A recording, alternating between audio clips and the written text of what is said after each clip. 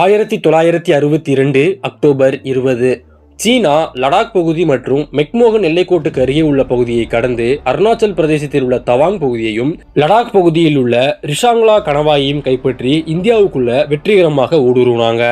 இதன் பிறகு அந்த பகுதியில் இருந்த ஆடு மாடு மேய்க்கக்கூடியவர்கள் இந்திய ராணுவத்திற்கு சொல்லி பிறகுதான் இந்திய ராணுவம் களத்தில் இறங்கியது.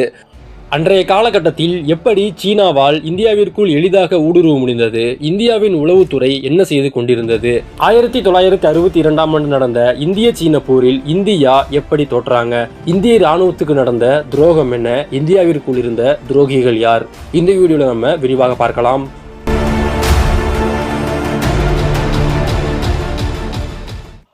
இந்தியா சீனா போர் நடப்பதற்கு 12 ஆண்டுகளுக்கு முன்னாடியே இந்த போர் நடக்கப் போகுது என்பதை குறித்து பிரதமர் நேருவிற்கு ஒருவர் கடிதம் எழுதினார்.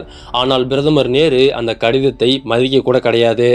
1950 ஆண்டு இந்தியாவின் இரும்பு மனிதர் என்று சொல்லக்கூடிய சர்தார் வல்லபாய் பட்டேல் அவர்கள் சீனா இந்தியாவிற்கு எவ்வளவு ஆபத்தான ஒரு நாடு என்பதை பற்றி நேருவிற்கு ஒரு கடிதம் எழுதுகின்றார். அந்த கடிதத்துல சீனா நம்மிடம் நல்லெண்ணத்துடன் பழகவில்லை, இந்திய கம்யூனிஸ்டுகளுக்கு சோவியத் உதவியை நாட பாகிஸ்தான், ஆப்கானிஸ்தான் எல்லாம் கடக்க வேண்டும். ஆனால் சீனா அப்படியல்ல, அது எளிதாக சீனாவுக்குள் நுழைந்து கம்யூனிஸ்டுகளுக்கு உதவும்.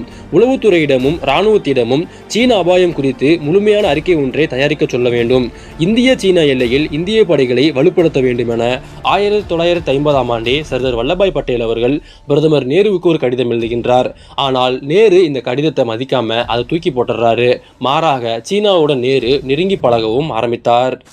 அன்றைய காலகட்டத்தில் பிரதமர் நேரு கம்யூனிசத்திற்கு ஆதரவான ஒரு நிலைப்பாட்டை எடுத்திருந்தார். இதன் காரணமாக சீனாவுடன் மிகவும் நெருங்கி பழகினார். இது மட்டுமில்லாமல் அன்றைய காலகட்டத்தில் இந்தியாவின் பாதுகாப்புத்துறை அமைச்சராக இருந்த கிருஷ்ணன் மேனன் என்பவரும் ஒரு கம்யூனிஸ்ட். இவரும் சீனாவுடன் நெருங்கிய ஒரு தொடர்புலையும் இருந்தார். சரி, நடந்த அந்த போர்ல எப்படி சீனாவால எளிதாக இந்தியாவிற்குள் ஊடுருவ முடிந்தது, அதற்கு அடித்தளம் போட்டு கொடுத்தது யாருன்னா அது பிரதமர் நேரு தான்.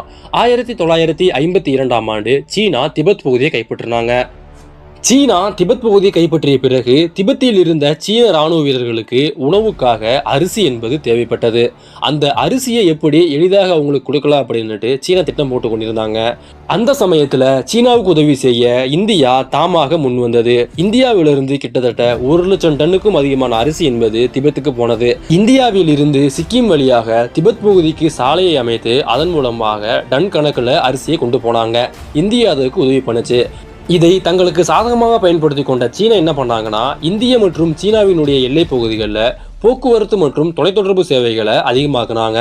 அன்றைய காலகட்டத்தில் ஜான்லால் எனப்படும் இந்திய ராணுவ அதிகாரி இதை பயன்படுத்தி இந்தியா மற்றும் சீனாவுக்கான எல்லை பிரச்சனையை தீர்த்துக்கலாம் அப்படின்ட்டு சொன்னாங்க. ஆனால் அதை பண்ண கிடையாது.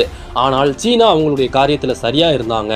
அவங்க சாலைகளை போட்டுக்கொண்டு இந்தியாவிற்குள் எளிதாக ஊடுருவ மாதிரி அவங்க செட் பண்ணிட்டாங்க. அடுத்ததா 1957 ஆண்டு இந்திய ராணுவத்தின் தளபதியாக ஜெனரல் திம்மையா பதவியேற்றுக் கொண்டார். இவர் ஒரு மிக பெரும் தேசப்பற்றாளர். இவர் பதவிக்கு வந்தது அன்றைய காலகட்டத்தில் பாதுகாப்புத்துறை அமைச்சராக இருந்த கிருஷ்ணன் மேனனுக்கு பிடிக்கல. இது மட்டும் இல்லாம கிருஷ்ணன் மேனன் நேருவின் உறவினராக இருந்த PM கவுல் என்பவருக்கு ராணுவத்துல உயர் பதவிகளையும் கொடுத்தாரு. இதையெல்லாம் பார்த்து கொண்டிருந்த திம்மையா நேரடியாக நேருவிடமே போய் குற்றம் சொன்னாரு. இந்திய ராணுவத்துல அரசியல் செய்வது சரியில்லை, அது நம்ம நாட்டுக்கே ஆபத்தானது அப்படின்னுட்டு நேரு கிட்ட நடக்கக்கூடிய இந்த பிரச்சனைகளை பற்றி எடுத்து கூறினாரு. நேரு நான் எல்லாத்தையுமே கிருஷ்ணன் மேனன் கிட்ட பேசிக்கிறேன் அப்படின்னு சொல்லிட்டு திம்மையாவை அனுப்பி வச்சிடறாரு. இதன் பிறகு நேரு கிருஷ்ணன் மேனன் கிட்ட சொல்ல கிருஷ்ணன் மேனன் திம்மையாவை அழைச்சி கண்ணா பின்னான்னு திட்டிடுறாரு. இதனால கோபமான திம்மையா அவர்கள் தன்னுடைய ராணுவ தளபதி பதவியை ராஜினாமா பண்ணிட்டு போயிடுறாரு. இது நடந்த அடுத்த சில ஆண்டுகள்லேயே சீனா இந்தியாவின் மீது படையெடுத்து வந்தாங்க. 10 ஆண்டுகளுக்கு முன்னாடியே சர்தார் வல்லபாய் பட்டேலும் அம்பேத்கரும் இது குறித்து நேருவிடம் பல முறை எச்சரிக்கை கொடுத்தாங்க. ஆனால் நேரு அதெல்லாம் கேட்க கூட கிடையாது. இது மட்டும் இல்லாமல் இராணுவ தளபதியாக இருந்த உண்மையான தேசப்பற்றாளரான திம்மையாவே அந்த பதவியிலிருந்து விலக வச்சாங்க.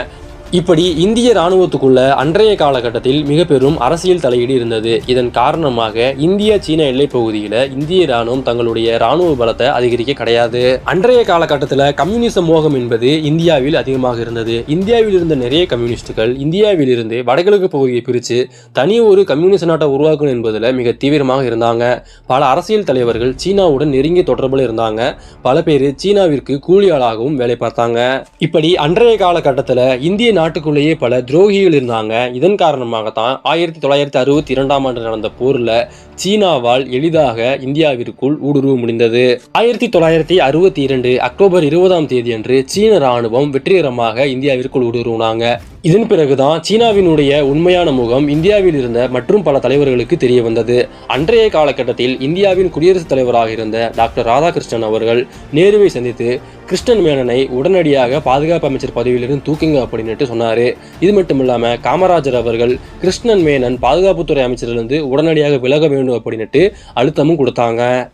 ஆனால் இது அனைத்துமே மிகவும் தாமதமாக நடந்தது. அன்னங்குள்ள சீனா அருணாச்சல் பிரதேசத்தில் உள்ள தவாங் பகுதியையும் லடாக் பகுதியில் இருந்த ரிஷாங்லா கணவாய் பகுதியையும் கைப்பற்றினாங்க. நடந்த இந்த போரில் சீன ஆவணங்களின்படி 4897 இந்திய வீரர்கள் கொல்லப்பட்டனர். 3968 பேர் சிறைபிடிக்கப்பட்டனர். ஆனால் இந்திய ஆவணங்களின்படி 1383 இந்திய வீரர்கள் கொல்லப்பட்டனர். 1696 இந்திய வீரர்கள் காணாமல் போயினர். 3968 பேர் சிறைபிடிக்கப்பட்டனர். 1047 பேர் படுகாயம் அடைந்தனர். ஆனால் சீன தரப்பில் இழப்புகளும் நஷ்டங்கள் என்பதும் மிக குறைவாகவே இருந்தன. 722 வீரர்கள் மரணம் அடைந்திருந்தனர். 1697 பேர் காயமடைந்திருந்தனர். ஒரு சீன வீரனை கூட அன்றைய காலகட்டத்தில் இந்திய ராணுவத்தினால சிறைபிடிக்க முடியல. நடந்த இந்த போர்ல இந்திய ராணுவத்துக்கு நடந்த மற்றும் ஒரு மிக பெரும் துரோகம் என்ன அப்படின்னா, அருணாச்சல் பிரதேசத்தில் இருந்த தவாங் பகுதியில் ஆடு மாடு மேய்த்து கொண்டிருந்த நம்முடைய இந்தியர்கள் இந்திய ராணுவத்திடம் சொன்னாங்க. அந்த செய்தி அடுத்ததாக பிரதமர் நேருவிடமும் பாதுகாப்புத்துறை அமைச்சரான கிருஷ்ணன் மேனனிடமும் போனது. ஆனா அவங்க 2 பேருமே ராணுவத்தை உடனடியாக இறக்கல. மிகவும் மெத்தன போக்குடன் கையாண்டு மிகவும் தாமதமாக தான் இந்திய ராணுவத்தை அந்த பகுதிக்கு அனுப்பி வச்சாங்க. சரி, இந்த போர்ல இந்தியாவிற்கு ஏற்பட்ட இழப்புகள் என்ன? லடாக்கின் பெரும்பான்மையான பகுதிகளை சீனா கைப்பற்றினாங்க. அந்த பகுதியை தான் இன்றைக்கு அக்ஷய் சீன் அப்படின்ட்டு நம்ம சொல்லி வர்றோம். இது மட்டும் இல்லாமல் அன்றைய காலகட்டத்தில் பர்மா, பூட்டான், நேபாள ஆகிய தெற்காசிய நாடுகள் இந்தியாவை தங்களுக்கு ஒரு பாதுகாப்பாக ஒரு நாடாக இருக்கும் அப்படின்னு நம்பி வந்தாங்க. ஆனால் சீனா இந்தியாவின் மீது படையெடுத்து வந்து அவங்களுடைய நம்பிக்கையை தகர்த்தெறிஞ்சாங்க. புவிசார் அரசியலில் இந்தியாவிற்கு ஒரு மிக பெரும் பின்னடைவாகவும் இருந்தது. இப்படி அன்றைய காலகட்டத்தில் இந்திய பிரதமராக இருந்த நேருவின் தவறான வெளியுறவுத்துறை கொள்கைகளாலும் பாதுகாப்புத்துறை அமைச்சராக இருந்த கிருஷ்ணன் மேனனின் தலையீட்டால் தான் சீனா வெற்றிகரமாக இந்தியாவிற்குள் ஊடுருவி பல பகுதிகளை கைப்பற்றினாங்க.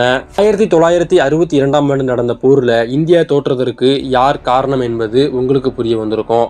உங்களுக்கு அடுத்து எந்த மாதிரி வீடியோ வேணுங்கிறத மறக்காம கமெண்ட் பண்ணுங்க. நன்றி.